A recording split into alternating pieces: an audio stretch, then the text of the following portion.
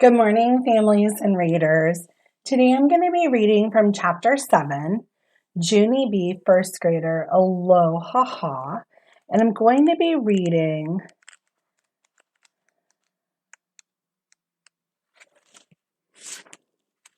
Flowerhead, I believe. I just wrote about it in my class's morning message. So yes, today we're going to read Flowerhead, and I am going to be looking for examples of figurative language throughout this chapter. In the discussion or the description down below, I've been talking about that throughout the chapter as a resource for families, just to kind of guide some conversation. And I've also recommended a couple of other books in my morning message that have to do with figurative language. Parts and More Parts by Tedd Arnold. They are hilarious. And they're also really strong examples, especially More Parts. And then there's a third book, Even More Parts. So I will try to also do read alouds of those here shortly. So Chapter 7, Flowerhead. Day 4, Dear First Grade Journal. I am writing this page on a stupid, dumb tour bus. Stupid, dumb tour bus is the grown-up word for there is nothing but old people on this thing. We are going on a nature hike. A nature hike is when you look at plants and birds and scenery. I cannot think of a worse activity. Mother said, I will get some good pictures today.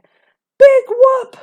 From Junie B, I do not want to be here. Do you see how she's writing that at the bottom of her journal page? She says, I do not want to be here. I closed my journal and I did a huff. This stupid dumb bus trip is taking forever, I grumped. Mother and Daddy rolled their eyes because we hadn't even actually left the parking lot yet. I kept on grumping. Then finally,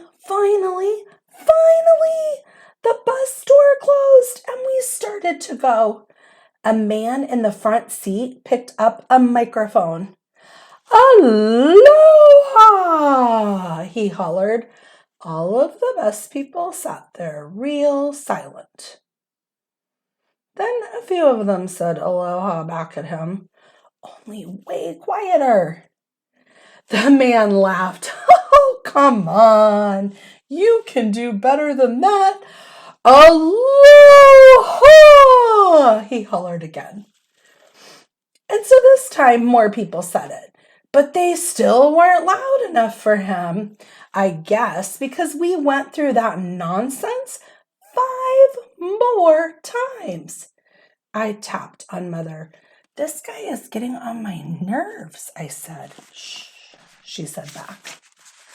I looked at Squeezer. Being shushed is getting on my nerves too, I said.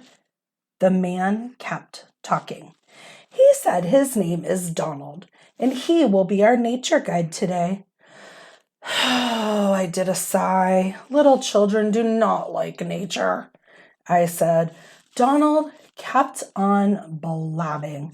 He said we were on our way to a beautiful rainforest, and we will see some of the most spectacular scenery in the world. I covered my face. Little children hate spectacular scenery, I said. Donald went on. He said we will see gorgeous flowers and magnificent trees and beautiful birds of all colors. I did a loud groan. Can this situation get any boringer? I said. An old man in front of me heard me say that. He peeked his head over the seat, real friendly. He said his name was Harold, and he was 88 years young. When you get to be my age, spectacular scenery is as exciting as it gets, he said. I sighed again. That's not much to look forward to, Harold.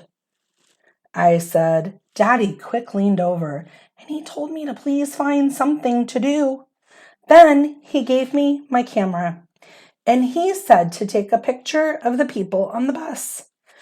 I waited till we stopped at a light. Then I stood in the aisle and I took a picture. Click, click.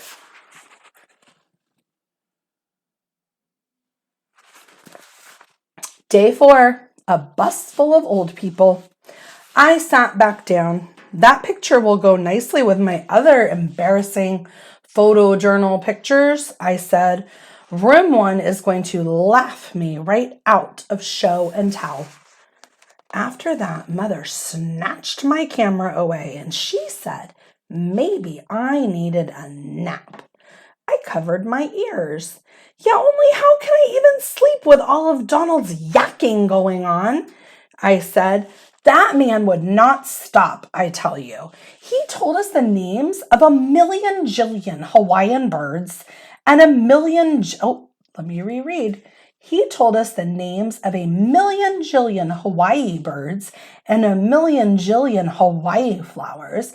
Plus, also, he talked about pineapples and coconuts and bananas and papayas. Then Donald took a deep breath, a big breath. And he started talking about tuna fish. I threw my hands in the air. For the love of Pete, someone take his microphone away. I hollered. Mother did a gasp at that comment. Daddy did a gasp too. I quick covered my mouth, but it was too late. All the bus people were stretching their necks to look at me. Junie B, what on earth has gotten into you today? Asked Mother. I slumped way down. Sorry, Mother, sorry. But I've got stress in my head because I really need an exciting picture for my photo journal. Only what kind of exciting picture can you get on a stupid, dumb nature walk with old people? I stopped and looked over the seat. No offense, Harold, I said. None taken, he said back. It's just that I'm running out of time, I explained. Aren't we all? Said Harold. Mother sat me down again. Well, I can promise you one thing, Junie B. If you go on this hike with a bad attitude, nothing good will happen. But if you keep an open mind, you might be surprised. Sometimes nature can be very exciting. I slumped down even more. Yeah, right. Exciting, I said. I turned and looked out the window. I don't care what she says. Nature is not exciting. Not even if it's in paradise. The bus trip took forever, it seemed. But finally, at last, the driver turned a corner and we pulled into a parking lot. We're here, said Donald. Welcome to our beautiful Hawaiian rainforest. I sprang up like a spring. Like a spring. What's being compared there? I think that's a simile. Is she a spring? Can she really spring up like a coiled spring? What is Barbara Park trying to get us to see there with that figurative language? I'm going to go back and reread. The bus trip took forever, it seemed. But finally, at last, the driver turned a corner and we pulled into a parking lot. We're here, said Donald. Welcome to our beautiful rainforest. I sprang up like a spring. Then I ran outside and I sniffed real deep. Fresh air, fresh air. I thought I would never breathe you again, I said. Pretty soon, Donald gathered all of the bus people around him. He gave us a nature guidebook and he told us the hiking rules.